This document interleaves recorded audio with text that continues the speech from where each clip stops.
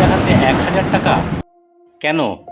একজন অসুস্থ মানুষ যখন চিকিৎসার জন্য ডাক্তারের কাছে যান তখন তার প্রথম চিন্তা চিকিৎসাটা কত খরচ হবে। কিন্তু আমরা কি কখনো ভেবেছি একজন চিকিৎসক তৈরি হতে কত বছরের পড়াশোনা, প্রশিক্ষণ ও পরিশ্রম লাগে? এর সঙ্গে আছে হাসপাতাল বা চেম্বারের খরচ, চিকিৎসা যন্ত্রপাতি, কর্মী এবং অন্যান্য পরিচালন ব্যয়। তাই শুধু কয়েক মিনিটের কনসালটেশন দেখে পুরো ফিটাকে বিচার করা সব সময় সহজ নয়। কিন্তু তার মানে কি প্রতিটি ১,০০০ টাকায় ফি ন্যায্য? না, ন্যায্যতা নির্ভর করে চিকিৎসকের যোগ্যতা, সময়, সেবা, জায়গা এবং বাস্তব খরচ সহ অনেক কিছুর ওপর।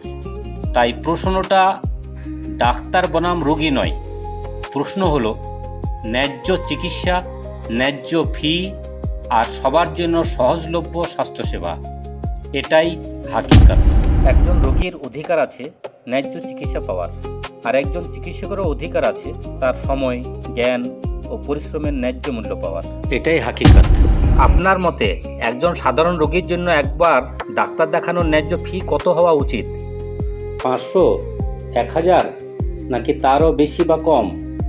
আপনার মতামতটা কমেন্টে লিখুন, কারণ আপনার অভিজ্ঞতাও এক একটা হাকিকত।